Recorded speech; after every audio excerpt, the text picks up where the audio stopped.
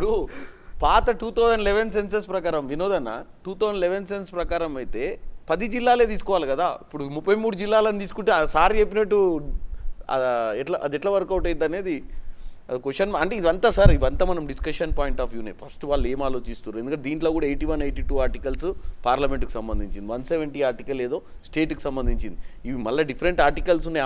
అక్కడ పెట్టగానే అన్ని రాష్ట్రాలు కావు, ఏ రాష్ట్రం ఆ రాష్ట్రం మళ్ళీ ఇంప్లిమెంటేషన్ చేయాల్సిందే అనుకుంటా. మీరు చెప్పాలి అసలు. అక్కడ మళ్ళీ ఏపీకి సంబంధించి తీసుకుంటే మనకి అక్కడ 3 ప్రధాన ప్రాంతాలు, కోస్తా ఆంధ్ర లేకపోతే రాయలసీమ, ఈ విషయం తీసుకుంటే ఉత్తరాంధ్ర, ఇట్లా తీసుకుంటే ఈ 3 ప్రాంతాలకి బ్యాలెన్స్ చేసేటువంటి ఆస్కారం ఉంటుందా మళ్ళీ?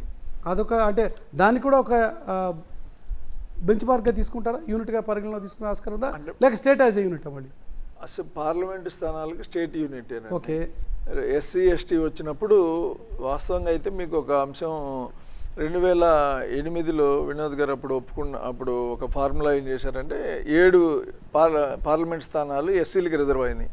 కంబైన్డ్ స్టేట్లో 42 స్థానాల్లో 7 రిజర్వ్ అయితే పర్సంటేజ్ ప్రకారం 6 ఆంధ్ర రాయలసీమలో వచ్చినాయి, 1 పెద్దపల్లి, 1 తెలంగాణలో వచ్చింది.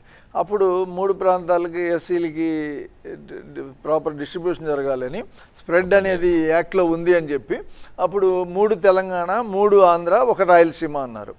దానివల్లే హనుమకొండ వినోద్ కుమార్ గారు సీట్ రిజర్వ్ అవుతున్నా కూడా ఆయన ఆ రోజు కమిటీలో ఉండి ఒప్పుకున్నారు. అంటే ఆ రోజు అండి